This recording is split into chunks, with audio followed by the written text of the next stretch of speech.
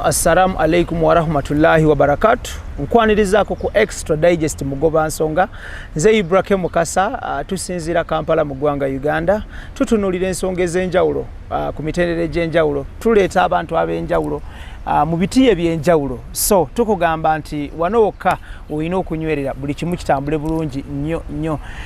Olunaku olwaleero lwa njawulo twegatiddwako omukyala Munnayuganda naye nga mu Germany kati. So awangalira Germany ebiseera bisinga ne Kampala oba mu Uganda abeerawo ko once in a while. So tusazeewo tumunoonye tuzze twogerezeganya naye ku nsonga ez'enjawulo ne tulaba nti ajja kuba so important eri bafanzi baffe out there abaali agadde okutambula. So ali wano okutusiigira ekifaananyi kwabo abaagala okutambula okugenda mu nsi ez'enjawulo emitala w'amayanja that is mu Bulaaya mu America n'ensi eziriraanyeewo. So tumuleese atusomese oba atubangule ku kutambula mu luzungu ky'oyinza okuyita travel mu nsi ez'enjawulo.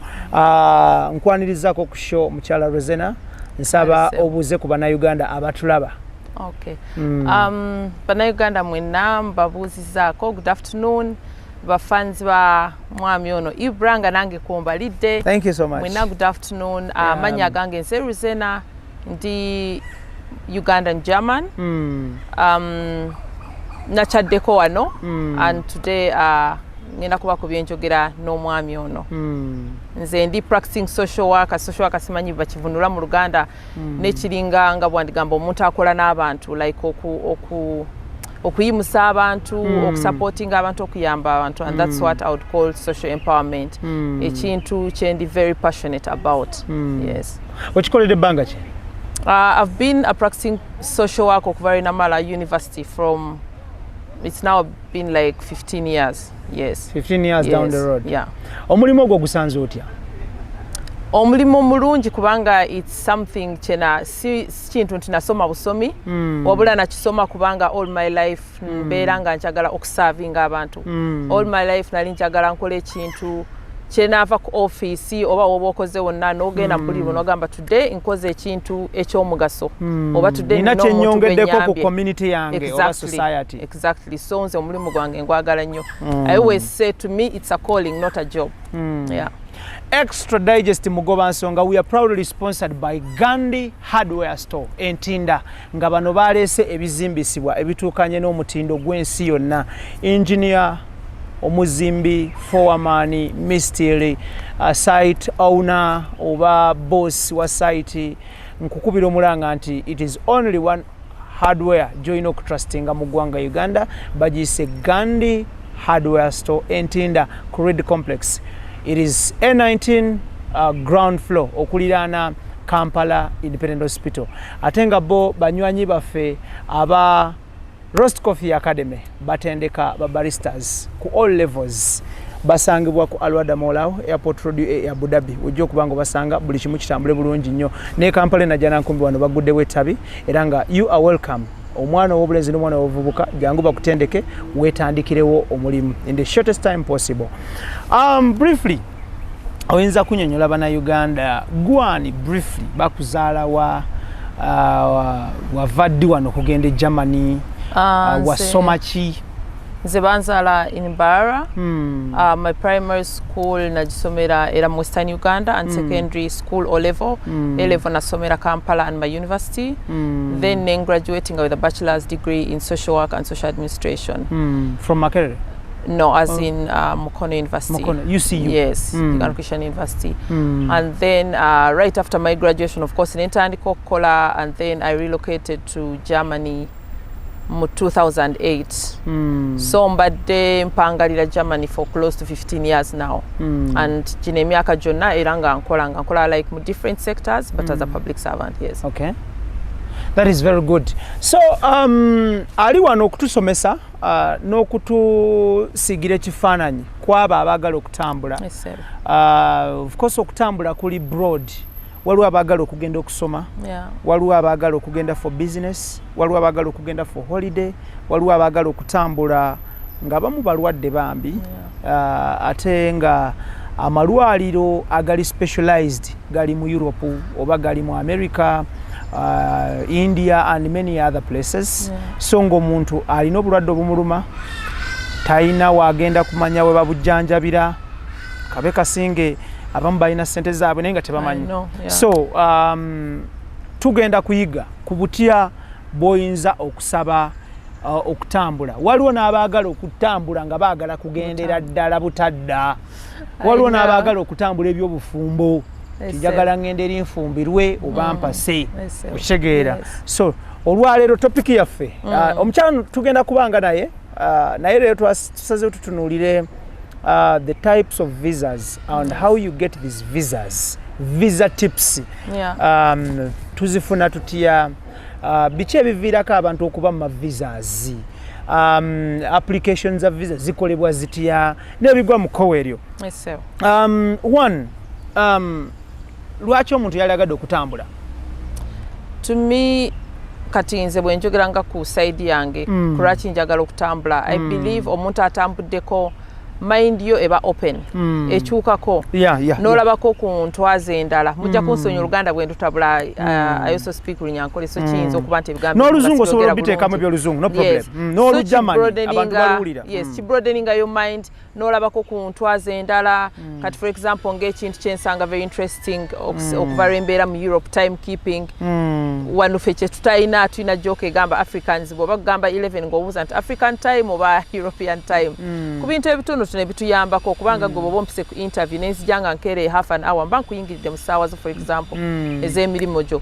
So I believe traveling opening a mind y'omuntu. It's also a part of education and a cultural exchange. Kubanga nze kati the fact that I live in Germany, there are some good things I've learned from there. And waliwo n'ebintu ebirungi nange abantu abamanyi abakola nange bibanjizeeko okuva mu culture yaffe ya Uganda. So it's basically always a win-win situation. Okay. Yeah. That is very good. Tulina omukyala Ruzena. Wafuna erinnya ly'Ekijamani kati? Esebo. Bakuyita ani mu Lujamani? Hofschwelle. Hofschwelle. Kitegeeza ki? Nga bw'otunaagamba nti kati waliwo amannya agalina meaning. Agayo tegalina meaning. Ebalina amannya agalina meaning, but I always find their meanings funny. Schwelle kiringa nga bwandigamba oba wano gundi eyo mugina. For example, nga mu German omuntu bwafumbirwa ku lunaku lw'embaga like emikolo giwedde biki when you're going to enter your house oba hotel oba wa musajja balina okusitula n'akubuusaawo. Simanyi kati eyo ye Schwelle. Otegeera nga bwandiga nti omuntu before she enters the room musajja akusula n'akubuusa eyo part n'akuteeka mu room. So it is. So kye bayita Schwelle. Nga bwandiga to jump the bridge or something like that. So much practicing eyo? Yes. Omwami we yakusitula naawe? Ne Ibra. It's part of the culture. Yakusitula? Wawulira otya nga akusitudde? Sure. It's, of course, if you're getting married, it's a beautiful moment. So, of course, it's feeling a bulungi. But, of course, it entails the whole situation of all happy. So, yeah, it's a nice thing. Okay, that is very good. Straight awo tujja kutandikirawo. Njagala tutunuulire ebika bya visa. Tunyonyolemu ebika bya visa ebyenjawulo. Because if abamu tumanyi munti visa only by the out there abantu bamanyi munti visa nakomaawo. But people don't differentiate into visa chikabo kitene which tunyonyole those few types of visas you are familiar with. So first visa jengenda okutandika nayo I'll start with a student visa. Student visa etegeeza omuntu tuyina especially here in Uganda tuyina abaana bangi abagala okusomera ebweru in Europe or in Britain. Student visa basically oyina okubanga ofunye admission to a university. Then of course to get admission mu university oyina okubanga oqualifyinze wano ku standards zaffe za Uganda oyina okubanga omaze senior 6. And then there are many ways of getting admission to a university. Either muyina obusobozi mugenda kwesasulira oba ofunye scholarship. Scholarships weziri nyingi like bwoba oli interested ng'okusomera Germany, it's very very important n'ofolinganga German embassy for example ku Facebook zaabwe, you know, on social media because ba announcing scholarships and they are always the announcements are always between March and May kubanga universities oba emisomo egyaffe roughly omwaka gwokutandika mu September. So basically kiba kirungi n'olabamu obwo obudde so that you can go through your process osobola okufuna admission mu September, and that is one of the easiest visa. Kyenyina okwogera first is that the German embassy okusaba visa as long as oyina kyebetaaga. There's nothing complicated about it. Tebyetaaga konti omanyani nti obompaayo bibiri. You don't need that. All you need are the documents ze bakubuuziza, oyina admission, ogenda kusomanga ki oba ogewesasula, you have to prove that you have the financial muscle to pay for your studies. Bw'oba togenda kwesasula, of course you have a letter of the scholarship. And that's it. Yes. Okay. And of course, like I think when we were talking sometime, I told you, omuntu yena moving like to Europe, fetwina health insurance, it's a must. So obojja ku student visa, you must have a health insurance package already going later. There are different companies that offer that. You can do it online, and then you have that letter that shows only insured for the time you'll be there. So your visa is very, very straightforward. Bw'ogenda okusoma, and the good thing in Europe, buli mwana asoma abafuna allowance. Ne bw'oba weesasulira, you get some kind of payment. Kubanga emisomo gya Europe si just theory, but you're also doing practical. Yeah. So buli mwana ayina ku university, depending on your course, bafuna allowance. Roughly kutandikira ku euro nga bino okusinziira course where going upwards. So that is the student's visa. Yes. Okay, visa kika kyendala gyoyinza okunnyonnyola abantu nayo bagitegeere. Endala gye tulina visit visa kitegeeza kati nganze wembere Germany nga njagala kuyita onkyalire mba nina okuwa invitation letter. Actually before giving the invitation letter mba nina okugenda ku immigration office yewaffe ne mbagamba nina omuntu gwe njagala okuyita, then ne bakuwa letter which makes it like very straightforward.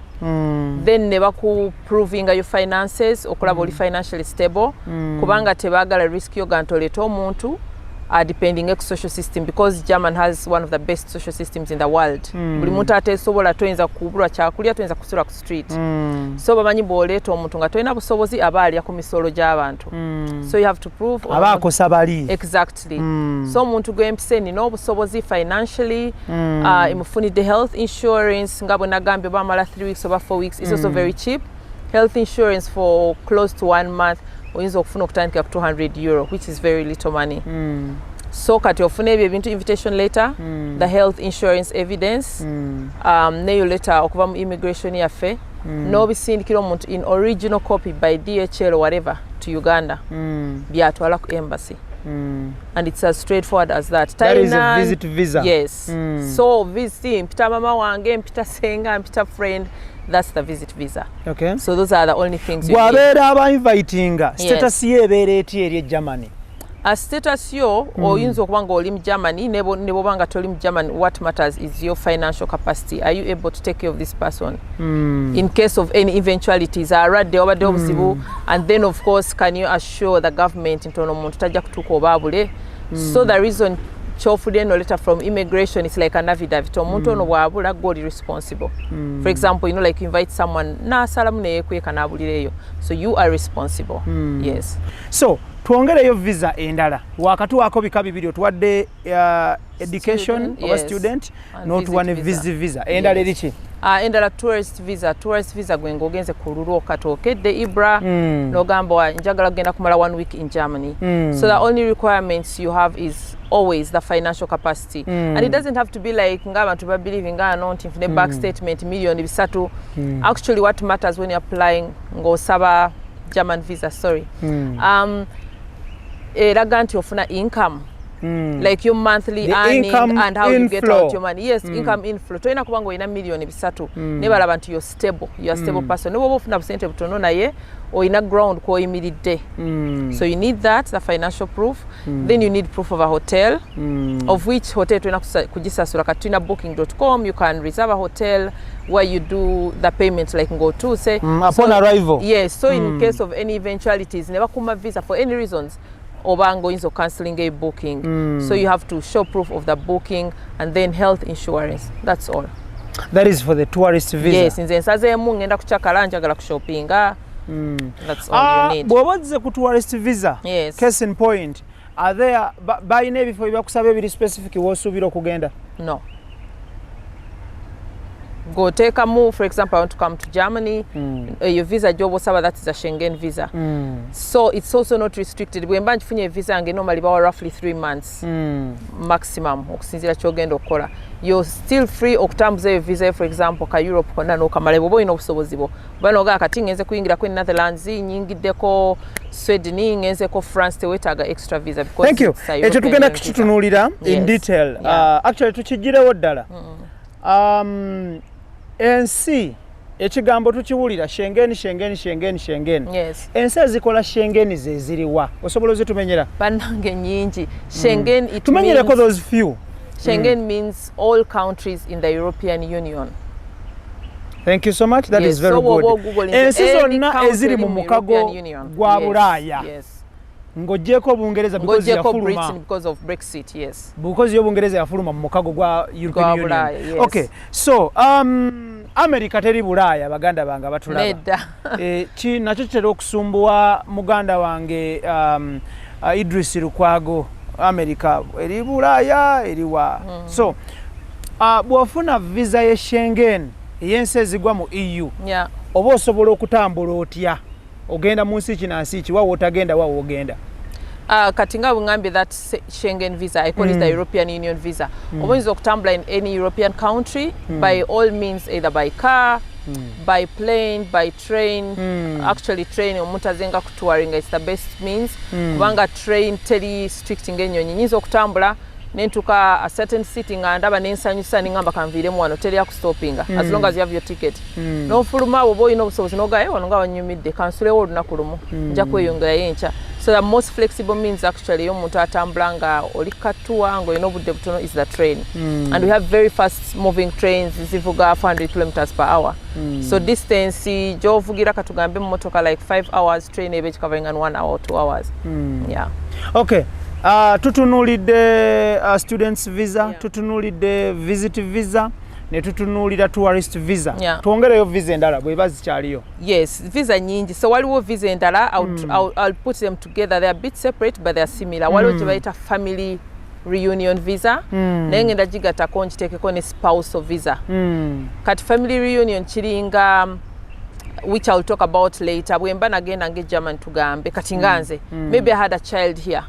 Most important, that child has to be below 18 years. So to say Germany ne sort nze nfunye omulimu nteredde. Ulambo teredde. Exactly. Ningambe lwakisima akaana kange. Gwaleke Kampala. Yes.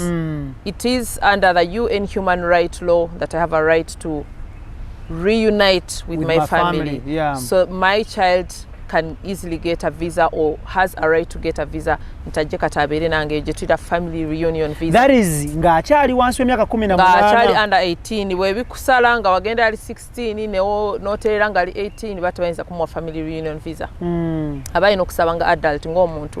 Of course kiyambako the fact that bogamba no mwana wange naye taina favors ng'omwana ali underage. Ali underage, it's their right. As in, even any court of law would say this child must get a visa. So tebagikuma. Chegeza katize kanabi mutwalirawo. Exactly. Wow, that is very good. Keith kanabi nkutwaliddewo. So that one is actually a very good visa. That is family reunion visa. Yes. Thank you so much. So yamba nnyo kubanga tujja kukyogera ko tulogeranga ku ba refugees, abantu engeri gye bagenda made different oli ayi analikawo family yonna.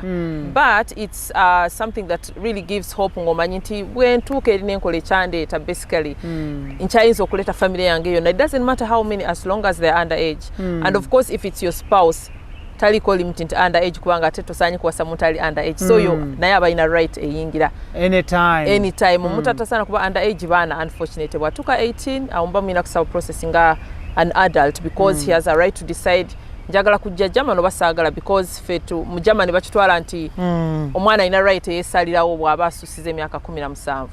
So oyinza okuba oyagala muleeta Germany ye nga ayagala kugenda Juba. So then kati jenga seko nenchikola together is the spousal visa. Spousal visa chiringa if a girl is here, maybe meets the love of your life. Nenga tabeera wano, maybe mwe meetinze wano naddaye waabwe ne musalamu nti katoba mwagala kwewasa. Ayinza okujja wano n'akuwasa. But there's also the possibility of like visiting that person, visa naye banyangu. Some people do it, but okusinzira ku culture z'abantu kati nga ffe Uganda tulina kwanjula biki, so it's always baga kwanjula chala. I know, so it's always here to do it here. So muyinza okukola process yonna bwe muba mugimaze oli ne bwaddayo the only thing you need is evidence of your marriage certificate and then the evidence that the gentleman is not married the other side, of which is a kubanga nange first kwanjula twagikola before you even do the kwanjula ogenda mu office obe yabikisi charge. I think they are Buganda Road baba ino proving and toina bufumbo bulala URSB, Uganda Registration Services Bureau. Exactly. So they have to prove that you're not into any other relationship, because in Germany polygamy and all that is not allowed.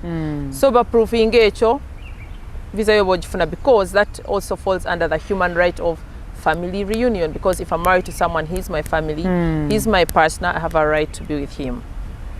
Tuli ne mchala Ruzena muna Uganda nayenga kati mu Germany yasazeewo n'agamba nti ayagala to give some free information eri bana Uganda at free of charge at no cost. So nankubira essimu nangamba nti bwaliba azze e Uganda inshallah tuli kwatagana abeeko ne byasomesa bana Uganda. So nakirabye nga kya mugaso nyira nga kyetaagisa okukolayo show nga etegeeza abantu kuzimu ku rights eddembe ly'obwebange lyoba tomanyi naye ng'ate likugwanidde nga likuweebwa semateeka likuweebwa UN tuyinza giyita tya amawanga amagatte. Yes. So spouse stroke family reunion gitunyonyodde naleka wano mchala wange nengende eri nengattagatta kati nkomyewo munona naleka omwana wange Keith Kanabi ngenda munona because Keith is 15 and a half, so wengenda kati mansobola okumunona tugattagatta obulamu. So eriyo visa endala? Yes, the many visas. So the one I'm also going to put together from my DMs infuna nnyo abantu abambuuza how do I come as an au pair to Germany. Naye ngenda kugikola nga work visa, because bwoba ogenda kujanga au pair era that is work. Kigambo kyekyo? Au pair kitegeeza nga caretaker. Like if I have kids, like I have my 2 kids, I'm a working mom, nyinza okusaba mlinga amajagala kufuna omuntu ajja abeere naffe for 1 year. Yes. So that work visa is for the au pair. I'll start with the au pair because abantu bajagala nnyo bajibuuza nnyo. Reason being au pair teetaaga nti omuntu asomye nnyo, you know, because unfortunately we have some people about dropping out of senior 6, senior 4 nga talaba chance yona. Very important to know you can only work as an au pair in Germany nga tosusa myaka 29. Yes.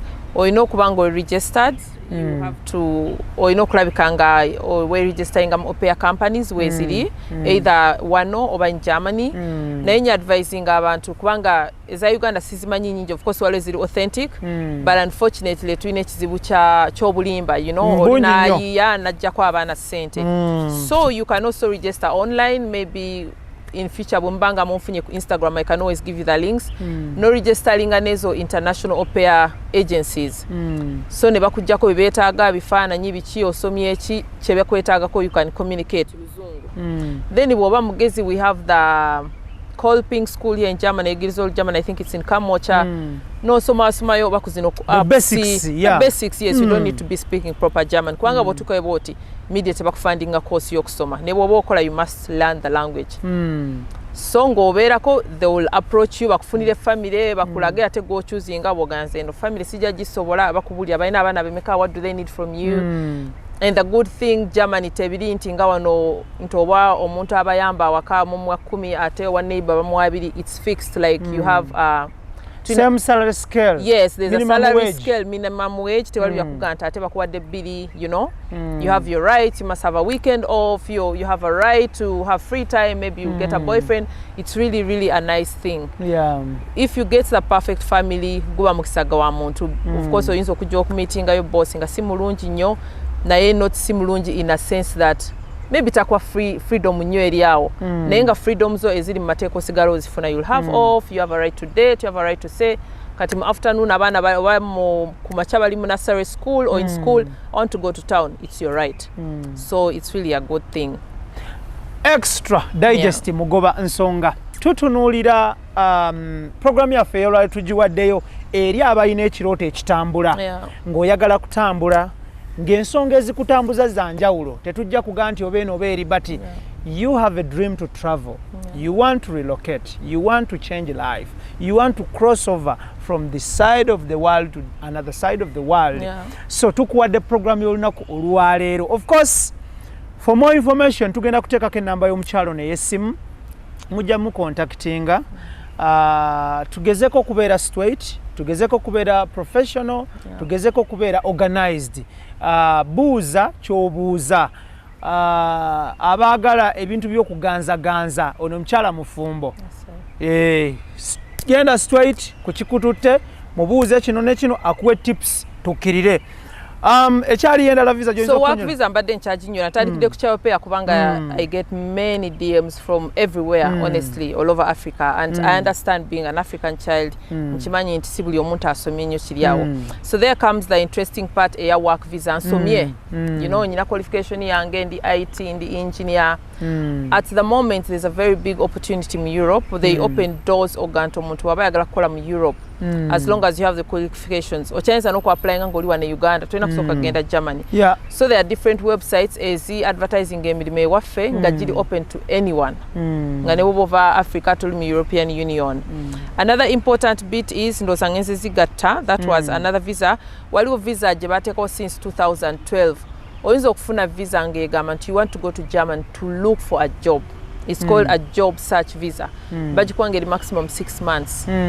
What you need is proof of your qualification, proof that you're going to look for a job, like oyina finances esikola bida those 6 months. Bakwa visa n'ogenda Germany n'onoonya omulimo, which is a good visa because some people also abanya approaching abamu sinzira ku mbeera zaabwe mbabuuzo yino omuntu gw'omanyi wano omuntu wakuyamba n'akuyita 3 months for a visit. Ochayinza okuteeka application kati nga bana baganja njagala kukola nursing care. Ochayinza okuteeka application mu kitongole kubanga tebalina abakozi for those sectors ne bakuwa accepting ne bakuwa omulimo kati bono taking over visa ne basaba ne bakufunirawo okubeera buli kimu nodda and they even help you like it's very amazing oyinza okujja kubanga standards zetusomera kano ziri different ng'omunansi wawo. So they give you the job and they will even offer you the training nga abalinga bakusponsorinze. So that is a very good opportunity to okulaba nti bakuwa job search visa and I've never had like people ask about that probably tebagimanyi nenga weeri mu Germany oyinza okuapplyinga njagala genda Germany kunoonya mulimu nasoma kino and you will get the visa. Any other visa? Enyangu yangu joinzo tuyitiramuko because there are very many. There are very many. Enyangu yangu investment visa eyo self explanatory. Na mu Uganda wano mujina you really must have the finances. Yesinzo okutuletera aba China. Exactly. You must have a business plan. Yaleta baddana mugoya wano tebaggwawo. Investment visa. Yes, you must have a business plan and everything. But that one, of course, the government controls in detail, and the advantage is your entire family has a right to come with you, you know, and you get immediate permanent leave to stay once you get through all the steps. Kati chetujjo okwogerako teli nja kujoka okusaidemu illegal. I think we talked about it. Kujanga refugee. What most people don't know. Anonya obubudamo. Yes. Abunda. Yes. Yes. Omuntu, I know there are circumstances rota inza kuba ne option. Naye ngamba abantu, of course, as an African, I know we have refugees that are actually just economic refugees. So kitegeera bazze lwambeera. Naye nge okuba refugee ku lwambeera tekikkirizibwa normally. Kubanga a refugee is also anchored in the UN treaty. It's a human right. Naye nga conditions zojjirako nti oba you're fleeing from terror, you're a political victim, kati nga butinayo nti oba baagala kutta LGBTQ community kati nga mu Uganda batakkiriza ebyo nga maybe baagala kutta naye ogamba nti zisenga refugee kubanga Uganda tuli baavu tekikkirizibwa.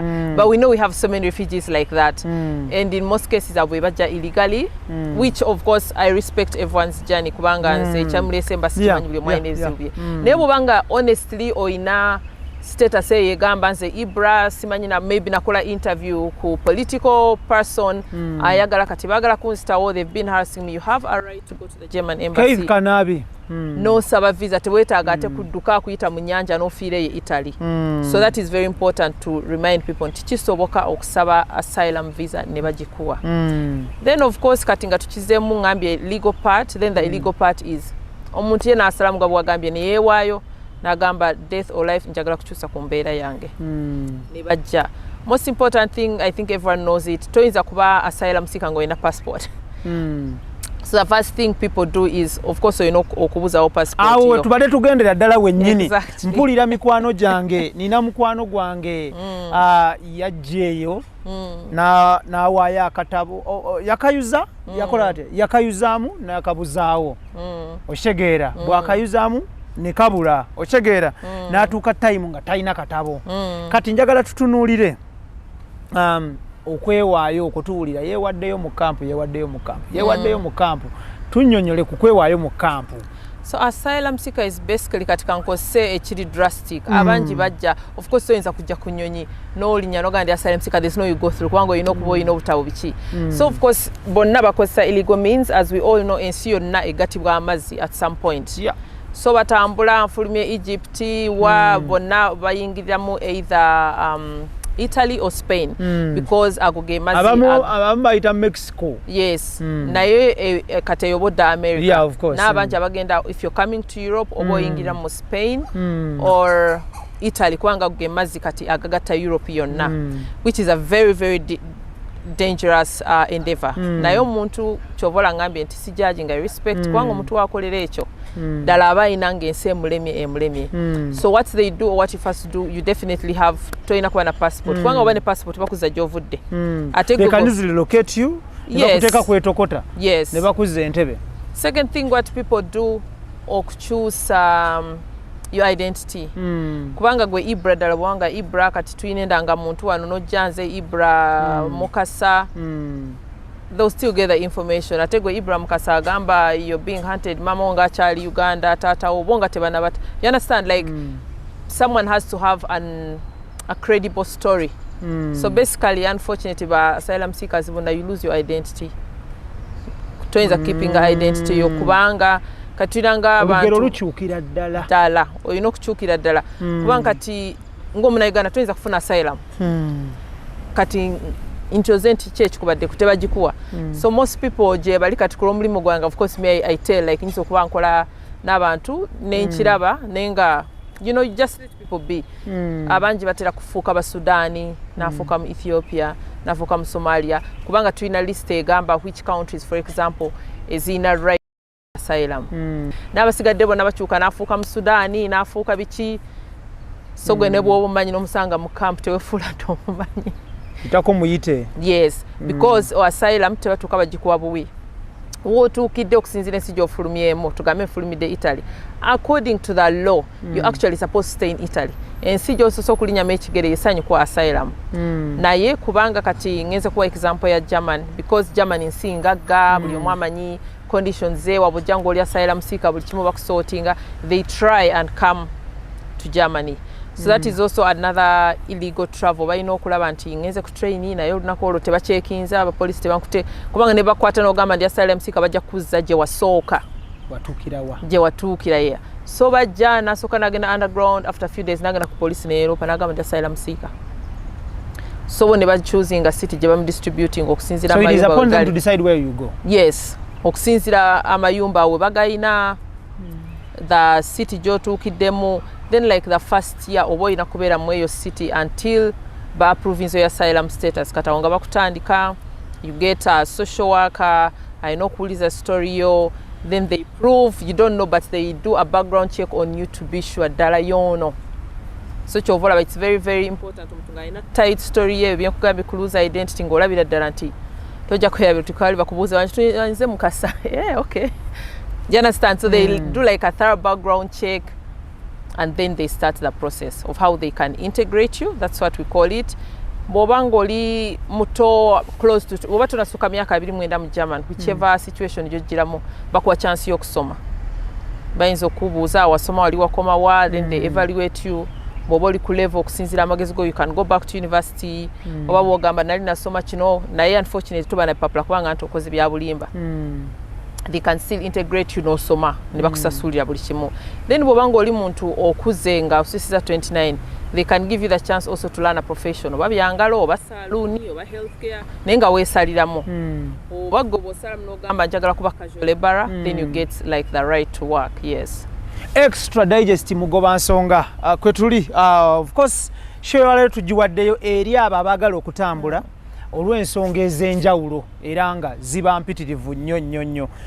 Tulina omukyala amanyiddwa nga Ruzena mu Germany muna Uganda yazzeeko Kampala wano n'agamba tufuneko time tugezeeko okusomesa abantu baffe. Omukutu guno emu ku nsonga lwaki twaguggulawo kwe kutuusa information from one point to another point of the world. So yensonga lwaki omukutu guno guli into existence, bingi by'olina okuyigirako okumanya tekukoma.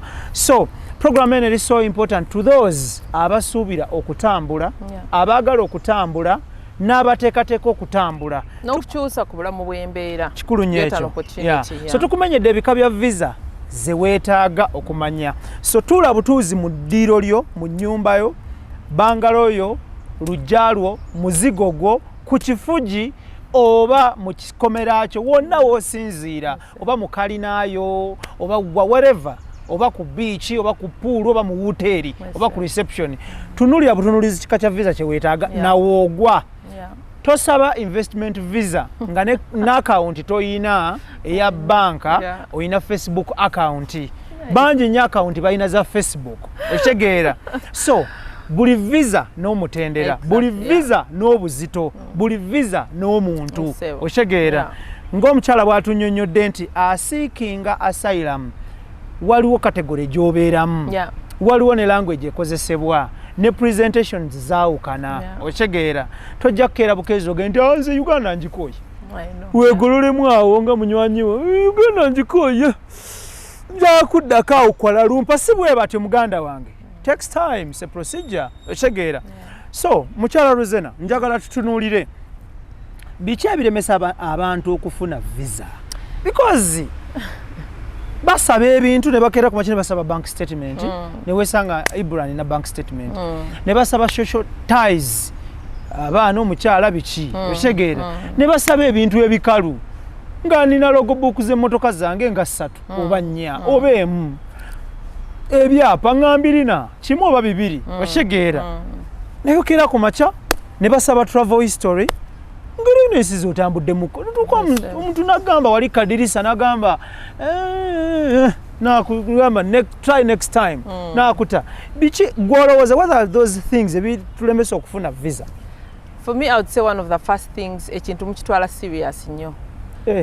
Nga bw'oyogedde nti nga nina ebintu byange okusaba visa abantu ababikolako okusinziira nge mu kitongole ky'enkolamu yadde si bya visa. It's very important to be authentic. Kati bannayuganda from the experience I know, especially naddala bano nsaba za UK kubanga bangi bagenda ku lulimi. Kati gwe Ibra n'olowooza nti nina okujja ne back statement ng'eriko million 3. That's very inauthentic. Ibra nkola kale kangambe nkola ku Serena. Okimanyi nti abantu ku statements ezo bazigula sometimes even nosasa omuntu akwa statement. Omuntu akola ku file yo, they will look at your job. They will reason the amount of money you earn a month. How is it possible that you have a bank statement of 300 million? It's not about the amount of money you have, but nga bwe nkugambye the authenticity nti gwe Ibra oyina woyimiriddewo. Social ties, for example, bawo omwana nga bwe nkugambye ali under 18 oba n'empito oyo kati nga kazini wange okunkyalira oba neereeta ku lulwe. Social tie ye gye yeetaaga is she has proof somandi oba ssomero kyeri wano mu Uganda, any school, Serena High School, whatever. Okitegeera, she's going to school. She was even in Form 4 last year yafunye ne report, si school dropout. That's enough for her. Naye kati nze ndaba Uganda ng'abantu abambuza bibakola balooza you need many things, you know, proving ate za logbook biki teba byetaaga baagala kutegeera gwe Ibra oyina oyimiridde. Okitegeera toli desperate nti kati ogamba kangende Germany ekijja kijje. That's all they need. So bw'oba oteeka bank statement ne bw'oba oyina omulimu gwo nga ssente ntono kasitansa indazenti nsobodde okwesasulira health insurance which is very cheap, what I told you. Nsasudde hotel, for example, mba ngenda ku lwange kubanga talina ssente tayinza kusasula hotel. Then it doesn't nina omulimu gwange ne bwe mba cleaner nenga nyina contract yange eraga I have a job for the next 2-3 years. That is stability. That means you have stability, you're authentic. Ne bwe naakera ng'oli cleaner oli nakuwa bank statement ya million 10 bajja kulaba nti tebigatta. So definitely it shows olabika oli desperate yo oyina ekirala kyobaza. So kyenjogedde ku beginning kyensaba abantu bw'oba osaba visa tokitwala serious. Kiri serious nnyo mwe nga bwe mukirowooza. You understand? Like gwe funa documents nga bwe nzoogedde osigale ngoli authentic, not to impress, because they also know these things. Kati go take a back statement ni bakulaba history yo sente boba does earning omwezi earninga $10,000 no end of month jonango ozimaze maybe osigaza $1,000 choka tolagwenda back statement ya $1,000,000 tebayinza kuwa visa bakulaba mbu something doesn't add up. Yes. Okay. Tutunulire of course about ebiwandiiko biki bituweererezaako ne bitaweererezaako. Akanziremu katono kwe before I forget. Bw'oba ogenda kusaba visa, make sure nti osooka n'okola research yo ne weetegeka n'omanya ddala njagala ki.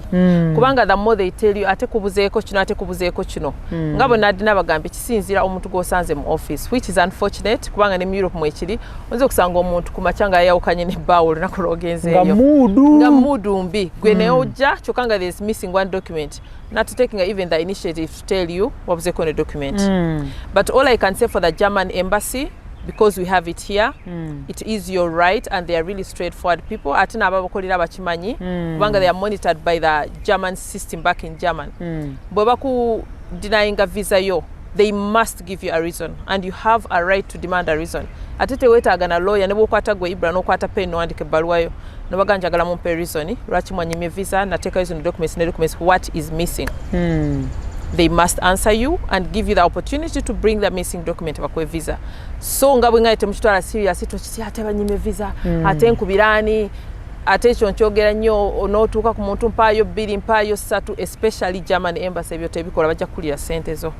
Gwe ng'omuntu olina right n'empandika ebbaluwa yange mu ngalo n'akapeeni nti mwazize mbwe muti ki ekibulako mmwe kye mwagala ndyoke nfune visa. Balina okuddamu in latest 3 working days. Ugandan standards kale bachayinza okweza week, but normally supposed to be 3 working days. Yes. Extradigest mugoba nsonga Visatips tutunulira of course byosanidde okumanya anatambula. Ensi Katonda yagitonda lawumula era bw'atonda ensi yakola buli region eyina ebirungi byayo eyina n'obunafu. Saagala kukosa kigambo nti ebibi eyina obunafu. So buli muntu ng'osinzidde w'owangaalira oyina ekirooto.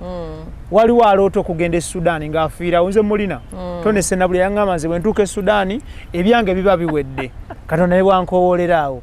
Nina mukwano gwange omulala Keith Kanaabi yaŋŋamba nze bwe bukeera ku makya ne ŋŋendako e Russia nenda bwe baakolera emmundu ya AK-47 nze byange biba biwedde. So buli omu alina ebirooto bye okitegeera. Daniel Omugo yaŋŋamba ye aloota kimu singa Katonda amuggulirawo ne bukeera ku makya n'agendako mu Maserengeta wano e Rwanda kiba kiwedde talina kyayagala. Bangi mbalina waliwo abaagala okugenda Sudaani, waliwo abaagala okugenda Morocco, buli omu. So bannaganda batulaba buli omu oyina ensi ye y'ekirooto. Ng'oggyeko nti Amerika Bungereza ezo zo zaasigaza ebirooto ebyo. Buli omu Amerika Bungereza. Njagala tutunuulire tokola ku immigration. Toyina embassy gy'okola nayo. Naye kino ekibuuzo otravelinze ate otuwa tips wano. Abantu beebuuze sente za visa basasula zaaki. Balowooza kyali badde kya bwereere. Because bagenda kusasula ya tiketi, hotel ne insurance. Sente za visa oba osasula first of all omukozi yakola ku file yo. Kubanga gwe Ibra bw'osaba visa nga bwe nkugambye, they do a background check on you. Tebakugamba but they do a background check on you. Ibrayani, for example, twenza kufuna visa ngo ina criminal record. Of course that requires money, there are people who do that. That means wobosa visa katinga mu German embassy ne wobosa bidere waffe. Kati ekyo point nja kututuka for example bitugenda okwogera ku byokusoma. By no communicating with the Ugandan offices, by no kubuza police, erinnya lino, is there any criminal record? Ainaye omusango gwe yakoze oguyinza okumugana okutavulinga ezo sente zibabeetaaga. And then of course getting back to you the documents ebintu biba written, you know, like working on your file basically. Kubanga n'omuntu akola mu office yasasula so kibaba kugirako visa. Tutunulire waliwo conferences zetuwulire ez'enjawulo eziri America, eziri Ebungereza nga zi conventions ezo ziyuna zezo zo kigwa kitya omuntu nga yagadde ozigenda mu visa ezo zo visa kikaaki ezo. Visa wezi nazo, for example, there's a conference that I like to attend. Rwanda hosts a conference, you know, Rwanda ina system eyo gama ntegezaako buli muntu wayo omusomi ali mu diaspora ajja akolere Rwanda. So they always make a convention in Germany, I think every August. Ate ne baleta n'abantu baabwe abangi like testimonials ng'omuntu nakulira Canada kura abanyarwanda manyi bali buli wamu. So abaana abaddayo they can also get visas ne bajja ne attending ne bawa testimonies kati nadda Rwanda nafuna guno omulimo. So nayo boogisabanga work visa. You need evidence of course nti you paid ezo conferences bazisasulira. So ina evidence nti wasasudde conference eyo ogenda kubayo ddi mpaka ddi. Definitely you need a hotel and always you need health insurance. Ne bw'omalayo nnaku lumu. Kubanga teggwanga nga bwe nagugambye ffe tulina free health system. It's not free as it sounds kubanga bwemba nkola mba nsasula musolo njisasulira. So they always try to avoid omuntu bw'anajja n'ofuna like a very big problem kiba kitegeeza eggwanga lirina okukulabirira ku ssente emisolo gy'abala gwe kw'otasasula musolo. So those are the three things you need but you can get the visa. Okay. Tuli ku mugoba nsonga